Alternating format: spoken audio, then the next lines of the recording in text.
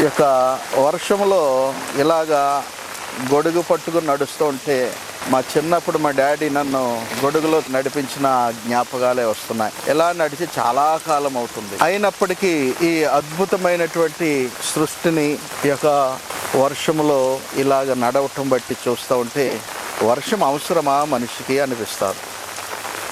కొందరికైతే వర్షం ఆటంకంగా ఉండొచ్చు, కానీ కొందరికి, రైతులకి, నీటి విలువ తెలిసిన వారికి వర్షము ఎంత అద్భుతమైనదో అది కావాలని కోరుకుంటారు. తండ్రి అయిన దేవుడు మన సృష్టికర్త.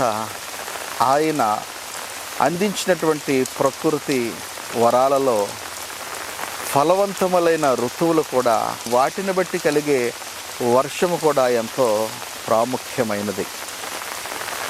మత్తయి రాసిన సువార్త 5వ అధ్యాయము 45లో చూస్తే తండ్రి అయిన దేవుడంట మంచివారి మీదను చెడ్డవారి మీదను తన సూర్యుడిని ఉదయింపచేస్తూ నీతిమంతుల మీదను అనీతిమంతుల మీదను తన వర్ష జలమును కురిపించేవాడు.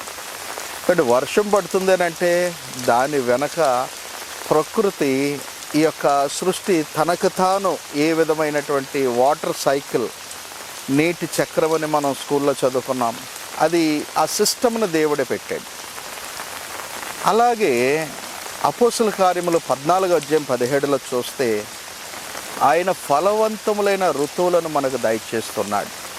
కనుక వర్షము చాలా అద్భుతమైనది, అవసరమైనది. ఈ వర్షము యొక్క విలువ మనకంటే ఎక్కువ ఎవరికి తెలుస్తుందంటే, కనీసం ఒక చినుకు వర్షం పడిన ప్రాంతాల్లో, కరువు ప్రాంతాల్లో ఉన్న వాళ్ళని అడిగితే వర్షం యొక్క విలువ ఏంటో తెలుస్తూ ఉంటుంది. సరే, ఈరోజు ఈ యొక్క వర్షంలో తడుస్తూ, నిజానికి నేను తడవట్లే, గొడుగుంది కాబట్టి, ఎనీవే ఇలాగా మీ ముందుకి ఈ యొక్క లొకేషన్లో ఈ మాటలు షేర్ చేసుకోవటం నాకైతే చాలా హ్యాపీగా ఉంది.